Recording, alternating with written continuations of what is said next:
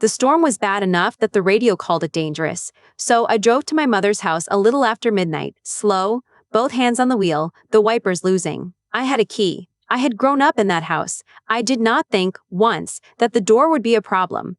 At 1 in the morning, I heard the deadbolt turn from the inside. Not unlock, lock.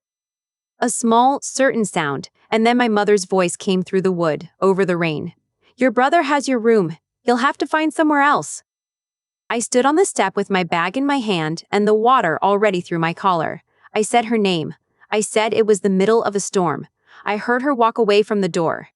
My brother, Derek, was 41. He had moved back in 3 weeks before, and somewhere on the other side of that wood he was dry and warm in the room that used to be mine. The radio kept saying it, dangerous, dangerous, stay off the roads, and behind that locked door, my mother had decided which of her children the weather was allowed to reach. I knocked once more. I heard her bedroom door close upstairs, so I went back to my car. I did not cry yet. I am Karen. I was 38 that night, and I sat with the heater ticking and watched her window go dark, and I understood I had just been handed something. I just did not know yet what it was. The car was not built to be slept in. I learned that the way you learn anything, at 2 in the morning, slowly, and with your spine. The street was one I knew. I had ridden a bike down it. Now it was a black river with a streetlight shaking at the end of it, and every few minutes the whole car rocked on its springs. I kept the engine running for heat and watched the gas needle drop and did the math on how long I could afford to be warm. I called her once more. It rang 4 times and stopped. I did not call again. There is a kind of quiet that tells you a phone is being looked at and set face down, and I knew that quiet. Here is the thing about me that matters to this story. I have spent 11 years as an insurance claims adjuster. I decide, for a living, what happened to people and whether anyone owes them for it. And somewhere around 3 in the morning, cold and humiliated, I stopped being only a daughter on a doorstep and turned into the other thing I am. By morning, I would have nowhere to live and a brother in my room. The only thing I would actually own was what happened.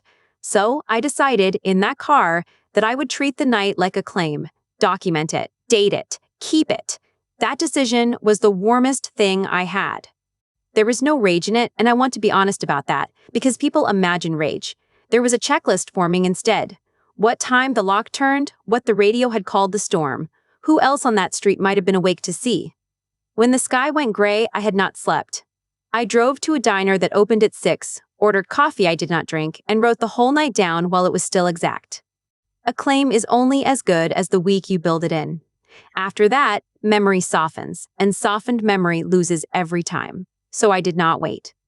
In the diner booth, I opened my phone, went to the call log, and there it was, her name, my outgoing call, 1:04 in the morning, ringing and ringing into a house where everyone was awake. I saved it. That part took a minute. The part that mattered took longer, and it was not procedural at all. I drove back to the street in daylight and knocked on the door across from my mother's. Mr. Holloway had lived there 30 years. He opened it in the cardigan, and before I said anything, he said, "I saw you." He'd been at his window half the night with the storm too loud to sleep through. He had watched my headlights sit out front hour after hour, and he had not understood it. "Your mother's house," he said, "and you out there in that." I kept thinking, why doesn't that girl just go inside? I am not someone who cries easily in front of people. I came close on his step, because for 2 days, I had been the only person in the world who knew that night was real, and here was an old man who had watched the whole thing and been bothered by it, and somehow that mattered more than the call log ever could. I asked if he would write down what he saw. Just that, in his own words, with the date. He looked at me a moment, the way you look at someone when you have guessed there is more behind the question, and then he said yes. 1 page. His handwriting. Signed. I have it still. The Weather Service kept the rest, and the rest belonged to no one and could not be argued with. The wind speeds, the rainfall, the word dangerous sitting in a government file. I pulled the record for that night and that county and added it to the folder. 3 things then. A call, no one answered. A neighbor who watched me, a storm on the public record. I put them together, and I did not yet know what the folder was for. I knew only that I would never be a woman whose worst night came down to her word against theirs. Then, nothing happened for a long time, and I let it. 10 months. My mother and I spoke maybe 6 times across all of it, thin calls, a birthday, a holiday, and twice in those months she said the thing that told me exactly where she stood. She called it one bad night. The second time she said it to my face, in her kitchen, Derek at the counter not looking up. "You're still cold over one bad night," she said. "You were always so dramatic, Karen." I did not correct her. I did not say the lock turned at 1 in the morning and your neighbor watched me from his window. I let her have one bad night. I let Derek keep not looking up. But I will be honest about what I carried through those months, because I had a folder in a drawer and I did not entirely know what kind of folder it was. Some folders you keep and hope you never open. Some you keep the way you hold a breath. I told myself it was the first kind. I was not certain that was true. What I did know, and this was the adjuster, not the daughter, is that families like mine always come back around. Sooner or later, they need something formal from the person they spend years dismissing. While my mother told everyone I had finally let it go, I was fairly sure the letting go was not going to be the end of it. They thought the silence was me healing. I let them think it. The envelope came on a Tuesday, and Derek photographed it and sent it to my phone before I even knew it existed. A care placement and care loan packet. An assisted living arrangement for our mother, $92,000 across the placement and the financing. I read it twice in my kitchen, and what I felt was not surprise so much as recognition. This was the shape of the thing I had been half waiting for without letting myself name it. Derek called within the hour, and he was friendly, which told me everything.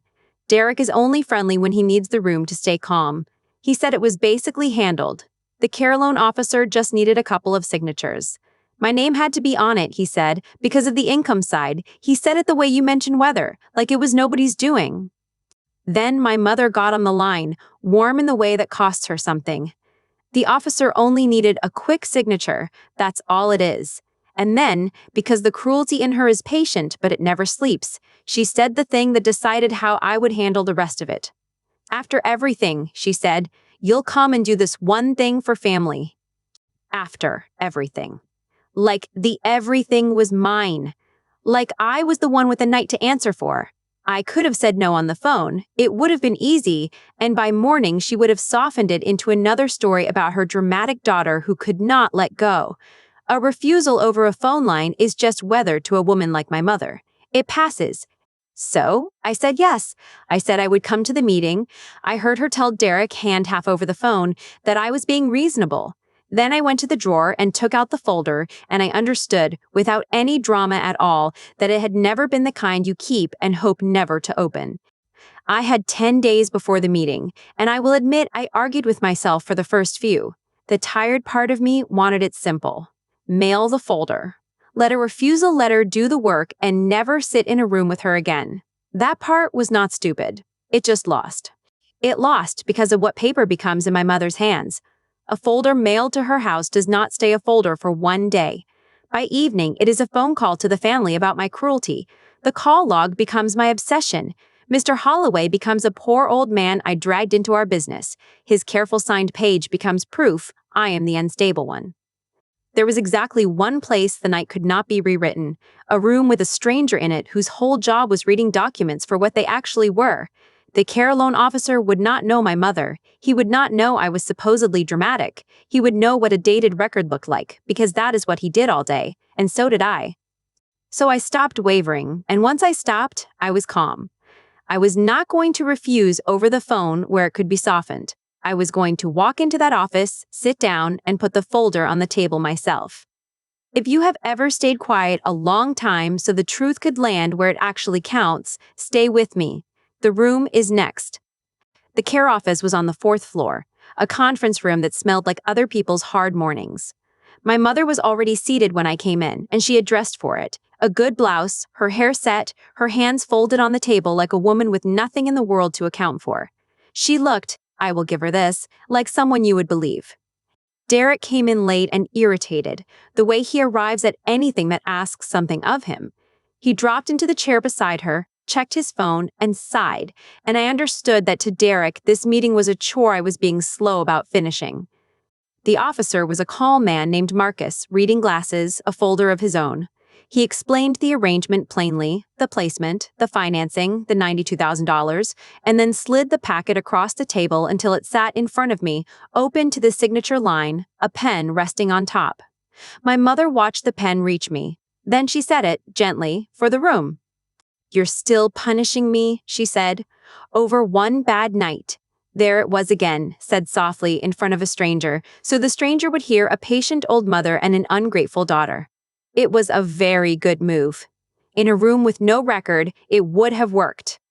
I looked at the line where my name was supposed to go. I reached into my bag. But I did not take out a pen. I took out the folder. My fingers were not steady. I want to be honest about that because I had imagined this for 10 months and my hand still shook against the cardboard. For one breath, I sat with the tremor and let the room wait. Then I understood it was not fear. It was 10 months arriving all at once, and I had been ready for 10 months. So I let the breath out and my hand went still. I set the folder on top of the care packet, square, covering the signature line, and I opened it myself. "Before anyone signs anything," I said, "I'd like everyone at this table to see the same thing at the same time." I laid it out in order, the way Marcus would have. The screenshot first. This is a call. 1:04 in the morning, 10 months ago. That is me calling this house during a storm. The weather service had already called dangerous. The neighbor's page next turned so Marcus could read it. "This is Mr. Holloway. He has lived across that street for 30 years. He sat at his window that night and watched my car stay out front until morning. He wrote this himself. He signed it." Then the sentence I had carried so long it had worn smooth. "This is the night. 1 in the morning. I have the call log, the neighbor who watched me, and the weather service. I won't be signing." My mother's voice came in fast, still warm. "Karen, this is exactly what I mean. One night, one bad night, and you bring a folder. It is not one night to a folder," I said. "It is a date." She stopped. And then she did the thing I had braced for and still nearly could not hold against, because she stopped performing for the room and got smaller and got real. "I am old," she said, and her voice was bare now. "I am sitting here asking my daughter for help, and you are going to read me a weather report?" That one reached me. I felt it land. For a moment, the daughter in me, the one who drove there a little after midnight with both hands on the wheel, wanted to pick up the pen and make it stop, because that voice was built to do exactly that, and it had built me, and it knew the way in. I held the edge of the table. I did not pick up the pen. "You're not asking me for help," I said, and I kept it quiet. "You're asking me to guarantee $92,000. That is a different thing, and it is the only thing I came here to answer." I turned to Marcus. "I'd rather you explain what happens to this application without my income on it. He should hear it from you, not me." Marcus took his glasses off. He was gentle, but he did not soften the arithmetic. "Without my income," he said, "the application would be reviewed on the co-applicant's finances alone, on Derek's." He glanced at Derek, and he did not need to say the rest. Derek stopped sighing. He put his phone face down on the table for the first time since he had walked in.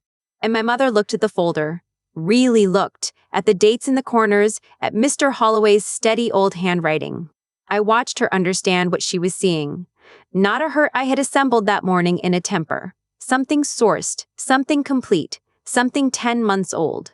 Her hand went up to her throat. Her voice, when it came, had dropped all the way down. "How long," she said, "have you had this?" "Since the week it happened," I said. She had nothing to answer that with.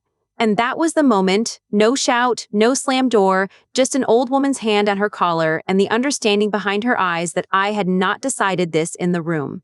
I had decided it the morning after the storm, in a diner booth, over coffee I never drank.